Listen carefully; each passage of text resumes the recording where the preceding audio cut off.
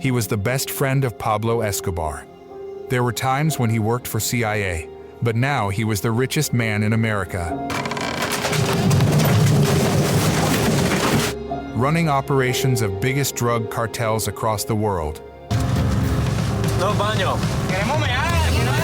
But on that day, the corrupt officers of American police dared to touch him,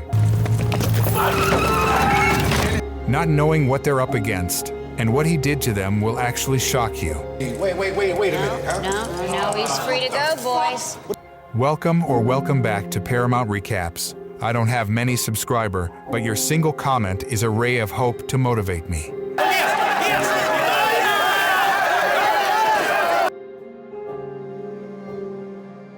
Our story kicks off in 1978 with Barry Seal working as a pilot for Trans World Airlines. He's up in the air, flying a plane while his co-pilot is out cold. Barry, being the prankster he is, decides to mess around and starts yanking the controls, jolting everyone awake. Afterward, he casually apologizes for the turbulence and has a good laugh at everyone's expense. Once he's back home, we see that Barry's a family man married to Lucy, with 2 kids and a third on the way. One night, while Barry's chilling in a lounge, a guy named Monty Schieffer approaches him. Monty knows all about Barry's skills as a pilot and offers him a chance to make some serious cash by running reconnaissance missions for the CIA. The job? Flying a smaller plane equipped with cameras just south of the border. Schieffer pitches it as working for the good guys, but with one big catch: it's top secret, even from Barry's family. He lets Barry take the plane for a test drive, and just like that, Barry's new gig begins. As Barry gets into his new role, he starts recording his adventures on tape, documenting everything he does. His missions take him over Guatemala, then on to Honduras, where he narrowly avoids getting hit, but scores some killer shots that impress the head honchos at the CIA. His last stop is El Salvador, where things get dicey. A turret hits his plane's propeller, setting it on fire. Barry manages to extinguish the flames. Somehow, he manages to limp the plane back to safety on just one propeller. Schieffer is so blown away by the photos Barry brings back that the CIA gives Barry a new gig acting as a go-between for the CIA and General Manuel Noriega in Panama. Barry's new job includes dropping off drugs in exchange for intel on communists. Barry keeps up the drop-offs until one day, he's pulled into a car by 2 men and taken to a mansion owned by the Medellin cartel. Inside, he meets Jorge, one of the cartel's founders, who also introduces him to none other than Pablo Escobar. Jorge seems to know everything about Barry's life and pitches him a proposition: help them smuggle their drugs into the US in exchange for more money than Barry could ever dream of. To seal the deal, Jorge takes Barry on a helicopter ride over a vast forest. He offers Barry $2,000 per kilo to get it into the States. Barry, unable to believe his luck, agrees. On his first run, Barry loads 300 kilos of coke onto his plane and has the crew push the plane to the edge of the runway to get it airborne. The cartel members place bets on whether he'll crash or not, but Barry somehow manages to scrape by, literally, as he narrowly avoids the treetops and takes off. He makes it back to the US and drops the coke in a remote area, where it's picked up by his ground team. The mission's a success, and Barry's now in tight with the cartel. They hand him a backpack stuffed with cash as a reward, but things take a turn when the D raids one of the cartel's compounds with Barry inside. Hearing gunshots, he panics and gets arrested. Pablo and his crew also get busted, but are quickly released, likely thanks to some well-placed bribes. Meanwhile, Schieffer visits Barry in jail and offers him a way out. He explains that the people Barry's been taking photos of are communists, known as Sandinistas, who've taken over Nicaragua. The US government, fearing another Vietnam-like war, wants to quietly support the Nicaraguan freedom fighters, and they need Barry's help to get them guns and supplies. Barry agrees, but Schieffer warns him that his house will be raided. Barry rushes home and tells Lucy they need to pack up and move immediately. Lucy's skeptical and frustrated when Barry refuses to explain, leading to tension between them. The SEALs move to Mena, Arkansas, where Schieffer takes Barry to a small airport and tells him it's all his 2,000 acres. The whole deal. Barry's floored. He owns everything, including the planes and equipment. Schieffer even hands him a map showing where all the law enforcement agencies are, so Barry knows exactly how to avoid them. Plus, he gets his cash back from the Colombians and accepts his new mission. Back at home, Lucy's not thrilled about their new situation, complaining about the lack of basic amenities, but Barry smooths things over by tossing around wads of cash and showing her a bag full of money. money, casually mentioning that he's working for the CIA. Barry's first run to meet the Contras doesn't go as planned. They rob him instead of taking the gun. Frustrated, Barry calls Schieffer and jokes that they're more interested in his boots than the weapons. On his next trip, Barry runs into Jorge again and is relieved to see a familiar face. The cartel and Barry strike a new deal. Barry starts loading up guns in Mina, using Schieffer's intel to dodge law enforcement, and delivers them to the cartel in Medellin. In return, he picks up more coke, flies to Panama to refuel under the protection of an old friend who's now a general, and then dumps the coke in Louisiana's swamps on his way back. The operation becomes so massive that Barry recruits 4 more guys to help him out, realizing it's way too much for one person to handle. Barry's now got a whole crew of pals flying their own planes on these wild missions. They're tight-knit, with Barry leading the pack. Schieffer, the guy from the CIA, then asks Barry to bring some of the Contras back to the US to train them at a new CIA base they've set up on Barry's own property. No less, when these guys land, though some of them bolt right away, which just adds to the chaos Barry's business is becoming. Barry's operation is blowing up so fast that he's now moving more guns, smuggling in more people, snapping more photos, and gathering more intel, all while he's still moving coke on the side. With all this cash rolling in, Barry needs to figure out how to clean it up. So he starts opening up a bunch of storefronts, and suddenly, he's not just making money, he's splashing it around town, making it rain for his family and the whole community. Barry's living it up, throwing cash around so much that he's got piles of it stashed everywhere, and he's clueless about where to hide it all. Things get interesting when Lucy's brother, JB, a bit of a moocher, shows up. Barry's not too thrilled about him being there, but Lucy insists he needs a job, so Barry hooks him up with some work at the airport. Big mistake. JB finds one of Barry's cash stashes in the hangar and helps himself to it, using the money to buy a flashy new car and impress a girl. This move catches the attention of the D, who are starting to piece together that planes are slipping past the border. They start cracking down on the pilots, but Barry's planes have more fuel than the latest jets, giving him the edge to stay ahead. Meanwhile, also snooping around and notices that the little town of Mina is swimming in cash. Back in Mina, Barry gets taken by a bank owner who shows him a vault that's been built just for him, stuffed with all his loot. An FBI agent eventually comes to town for a closer look and is stunned to see everyone cruising around in expensive cars, the town flush with cash, and everything looking way too fancy for a place like this. On one of his runs, Barry's being tailed by the D, so he decides to pull a fast one and crash land his plane on purpose.